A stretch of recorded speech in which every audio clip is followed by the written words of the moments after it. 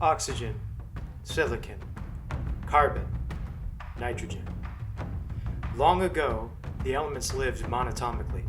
Then, everything changed when the carbon reacted. Carbon dioxide, silicon carbide, even cyanide were formed from carbon's domination. None were spared. Only chemistry, mastery of the elements, could stop them. But when the world needed it most, it vanished. 100 years passed before my brother and I found a chemistry textbook. And though we have a lot to learn, I believe it can change the world.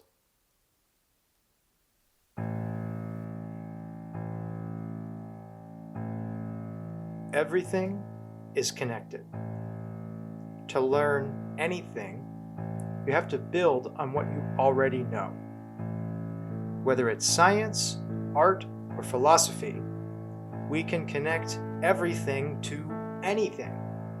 So let's learn anything. Let's find those connections and let's build our intuition.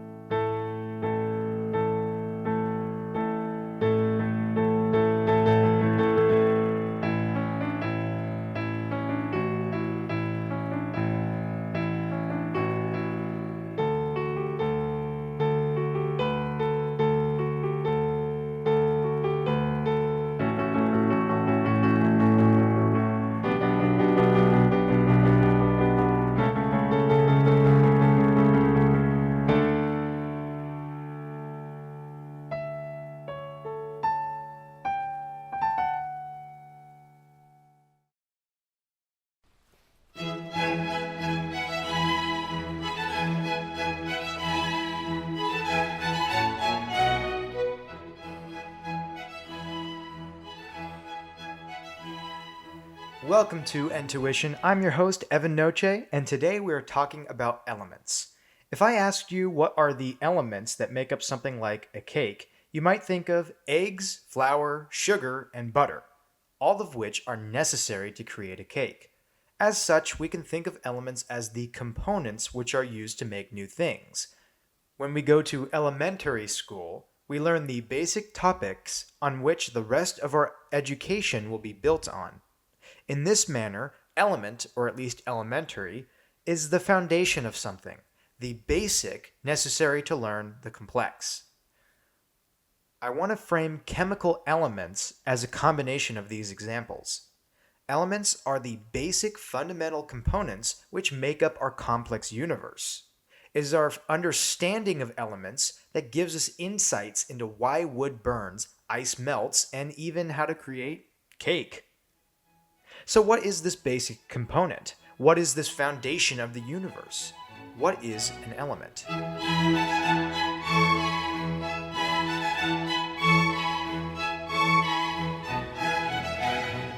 To answer that, I want to start back over 2,000 years ago in ancient Greece. In the world of philosophy, the reigning theory of reality comes from Parmenides. He says that all of existence is a singular reality. For something to change, something must be destroyed or created out of nothing, which is illogical. Therefore, changes must be illusions, and there is no emptiness in the universe. To understand this theory, let's imagine the universe as a blanket. The blanket is a square, flat sheet of material. However, if we wanted to change the size of the blanket, we would either have to cut a piece off the blanket or sew on a new portion. In both cases, we are either adding or removing material from the blanket. If reality is like this blanket, that would mean that pieces of reality would be created or destroyed in the formation of things like mountains or in the boiling of water. So, what Parmenides proposes is that every change in the world is more like a fold in the blanket. The blanket appears to change shape or size, but doesn't change at all in reality. An interesting theory, but it has a couple problems. Why can we see things change?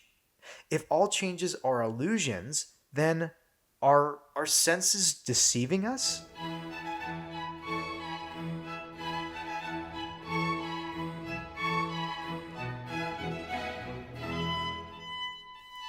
As far as we know, Democritus directly challenged Parmenides' theory. He believed emptiness or the void had to exist. Things changing does not have to create or destroy matter if all things are made up of tiny, indivisible particles, merely changing shape or size. Think of it like painting in the style of pointillism, the painting of individual dots to make a picture. If the canvas is the void, the empty space between the dots, then each dot would represent this smallest portion of reality. When zoomed out, the collection of dots makes a picture. But you could take the same number of dots and rearrange them in an infinite number of ways to make new pictures. At no point did we create or destroy a dot, but we changed the picture. We changed reality. This is what Democritus meant by his indivisible particles theory. And can you guess what the Greek word for indivisible is? Atomus, or atoms.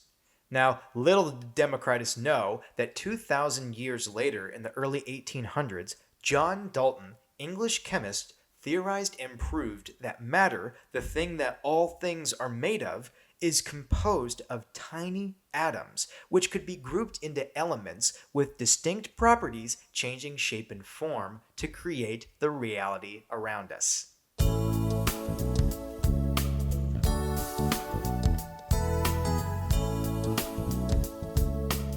Hi, I'm Evan Noce. Welcome back to Joys of Painting the Universe. Grab your atoms and follow along. Starting with a little H2 red, let's make a nice little nebula. Don't worry about making it perfect. Nebulas can take all sorts of unique and irregular shapes. Next, let's take a little Schwarzschild black and define the curvature of a black hole. Now, black holes are singularities, so you want to take... To me, it is absolutely fascinating that ancient metaphysics came to the same solution as modern physics on the nature of matter. Granted, Democritus did get one thing wrong. The atom is small, about 10 to the negative 10th power meters in diameter, which is about 100,000 times smaller than the width of a human hair, or about 100 million times smaller than the average ant. So yes, atoms are tiny, but they're not indivisible.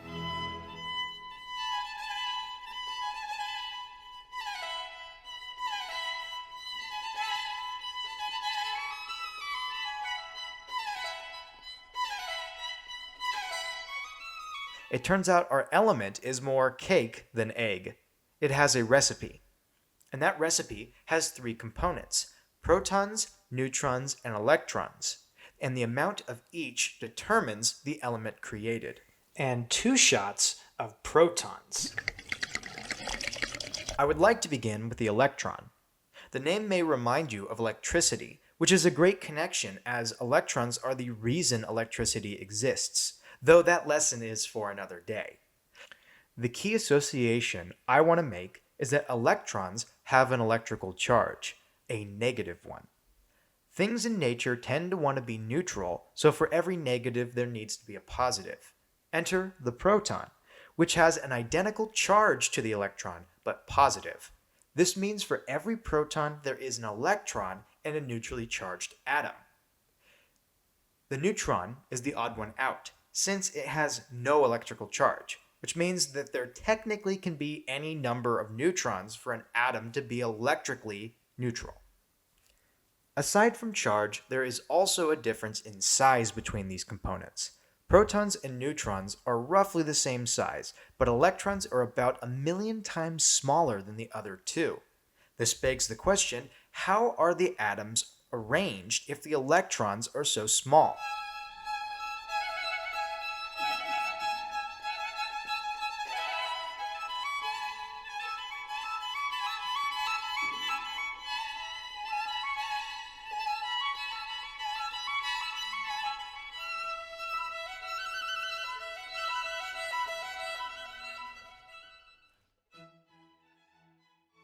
Initially, we thought they were all jumbled together randomly, like fruit and yogurt, or like a tennis net with a random series of connections to other atoms.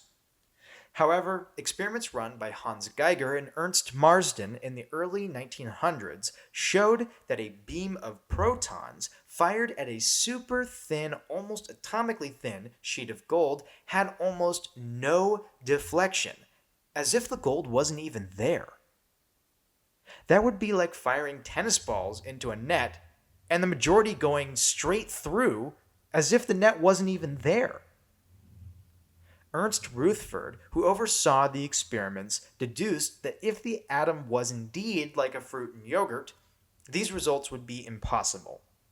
But if the atom were concentrated at a singular center, or nucleus, with the electrons circling around it, it would explain how protons could be fired at atoms and almost never hit anything. It turns out that this model is much more accurate to the shape of the atom, a central nucleus of protons and neutrons with electrons orbiting far from the center like planets around the sun.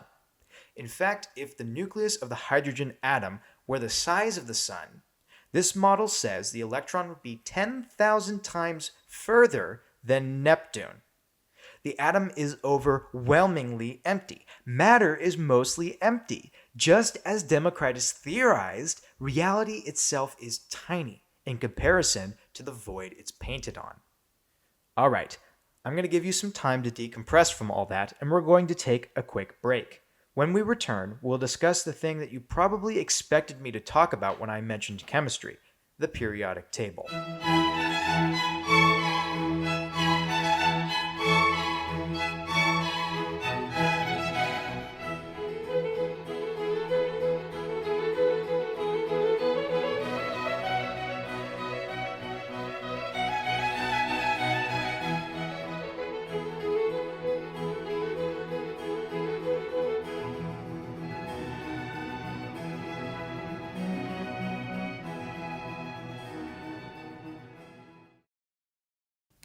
Okay, SI and Crystal, FCC. Atom, bore, carbon. Get your protons down here. This is coming. I gotta go. What, Dad? Don't what me. How many times have I told you to keep your electrons to yourself, mister? I don't know what you're talking about. Oh, so what Mrs. Oxygen said isn't true about you and Molly, Her name's Molecule. That bond is poison. She also said that now you're going interstitial at some iron rave. It's called steel, Dad. You wouldn't get it. Listen, I used to like metal too. I just don't want to see you get alloyed with the wrong crowd. Just promise me you'll be careful out there. I will, Dad. I love you, son. I love you too.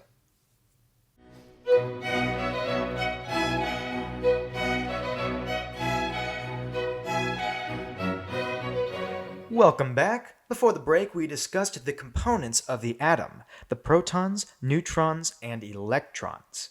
We discovered that the atom is composed mostly of empty space, with a dense cluster of protons and neutrons in the center, and the electrons floating around it. I also teased what is probably the most famous icon of chemistry, the literal poster child for elements, the periodic table. So what is the periodic table? And why is it so important? If you quickly search for the periodic table, you'll be bombarded with an array of boxes with numbers, symbols, and colors, depending on which one you look at. Every periodic table will have at least three things, though. A bunch of boxes in a weird bowl shape, a number at the top of each box, and one or two letters in each box. Let's start with the letters. Every element on the periodic table has a symbol that represents that element. Oxygen is O, carbon is C, and potassium is K. Alright, so maybe they aren't perfect representations for English speakers, but this convention is internationally recognized, and no two elements have the same symbol. So at least when I write K in my notebook, there is no confusion between chemists from around the world what element I'm referring to. Now, up to this point, I've gone into depth about elements relating to chemistry and atoms relating to matter, but I haven't really discussed how atoms relate to elements. You may recall that I said John Dalton proved that matter is composed of atoms, which can be grouped into elements with distinct properties. Before I go into how the periodic table groups atoms into elements, I want to give a bit of context on how difficult this task actually is. I mentioned earlier that in neutral atoms, there are the same number of protons as electrons, But atoms aren't always neutral. They can gain, lose, and sometimes share electrons with other atoms. So, when we group atoms into elements, what is considered the same element? Do all atoms in an element have to have the same number of electrons? What about protons? Even neutral atoms can have varying numbers of neutrons. So, what was the final solution? Protons. An element is determined by the number of protons in an atom. This number is found at the top of each box on the periodic table and is referred to as the atomic number. So just to reiterate, the atomic number refers to the exact number of protons present in the atoms of a particular element. Lead has an atomic number of 82, meaning that all lead atoms will have exactly 82 protons, while gold has an atomic number of 79, and therefore has 79 protons. So for my medieval audience keen on learning the secrets of transmutation, simply remove 3 protons. Transformation, transmutation, give thee wealth to this lady of old. I remove these protons 3 and turn this lead to gold. Finally, we have the shape of the periodic table, which again was highly contested before reaching its final form. Original groupings of elements grouped them by physical properties like metal and nonmetal. Some scientists proposed grouping by atomic weight. It wasn't until English chemist John Newlands that what can be considered the first iteration of the periodic table appeared. He found that elements that were multiples of 8 have similar properties, so he arranged elements in groups of 8. A good starting point, but he assumed that all the elements in the universe were already known, which led to some elements being occluded from the table. Russian chemist Dmitry Mendeleev built on this and formed the framework for the modern periodic table, constantly rearranging the table to account for what he predicted to be undiscovered elements, such as Ek aluminum, which turned out to be gallium.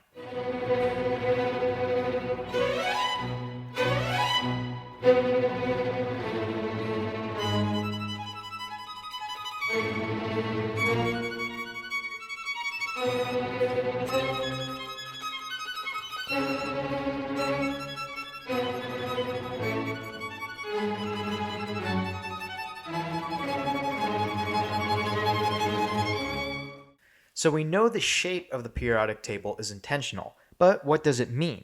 And what can we learn from studying it? I argue the shape of the periodic table is the most important aspect, but it also happens to be the most complex part, so bear with me as I break it down. Earlier, when I mentioned the electron is orbiting around the nucleus like a planet, I lied. I'm sorry, my chemistry teacher did it to me, and now I did it to you. The problem comes from the fact that the electron is so small that it doesn't play by conventional rules. It can act as both a particle and a wave, which means it's governed by quantum physics, which is a bit beyond the scope of this lesson. We can still discuss what we see on the periodic table, though. Nature likes balance and stability, and it turns out that certain numbers of electrons are more stable than others. If you notice each row of the periodic table ends in an even number, this is in part because electrons like to exist in pairs. Therefore, elements with odd atomic numbers will typically have an extra lone electron that isn't as strongly tied to the atom.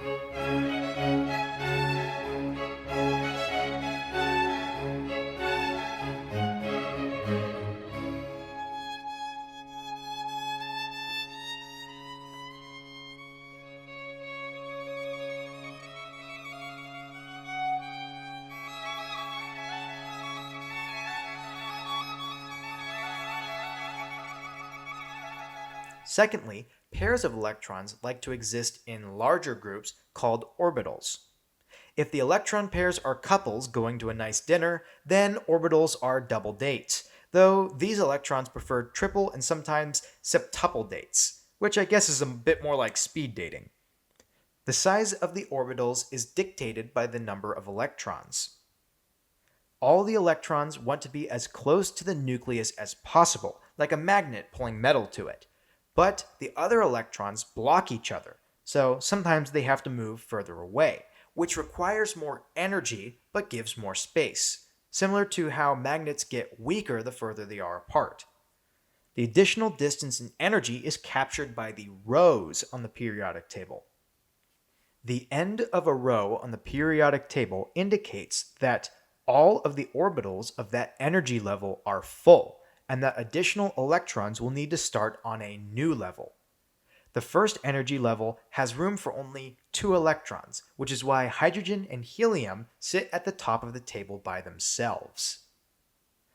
Alright, we'll close out this discussion with this to take away.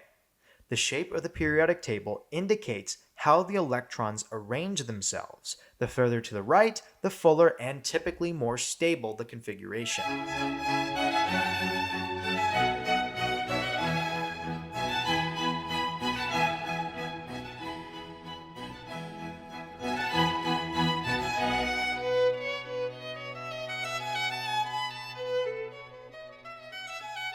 So, with all this in mind, let's look at a few patterns we can learn from the table. First, at the far right of the table, all of these elements will have completely filled energy levels, which makes them the most stable elements in the universe. This holds water as helium, neon, argon, and the rest of that column are the least reactive elements we know. On the other end, the first column will have a singular electron existing on a different energy level than the rest of the electrons in the atom. This is an unstable state as that lone electron will constantly be wanting to leave.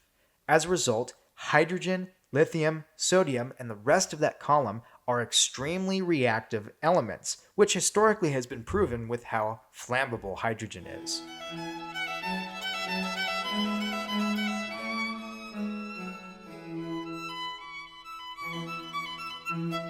Now we are coming to the end of this lesson. We have merely scratched the surface on what chemistry can show us, but before we go, I want to answer one of the initial things I said we can learn: how to make a cake. The rising in cake or other baked goods comes from gas being produced inside the batter. With yeast, the small living yeast particles eat sugar made up of carbon, hydrogen, and oxygen and release carbon dioxide. You can do the same thing with baking soda made of sodium, carbon, hydrogen, and oxygen, and something acidic like vinegar. The reaction also produces carbon dioxide, which is why baking soda can sometimes substitute yeast in baked goods. Thank you so much for making it to the end of this episode. I hope you learned something elementary.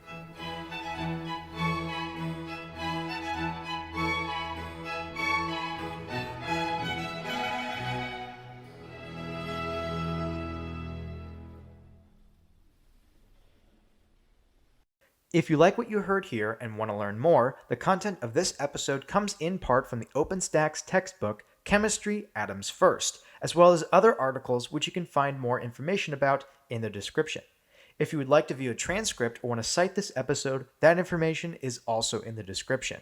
Entuition is an independent project currently run only by myself, so if you want to hear more, please share this with your friends and family. Your support is invaluable. That means valuable, by the way.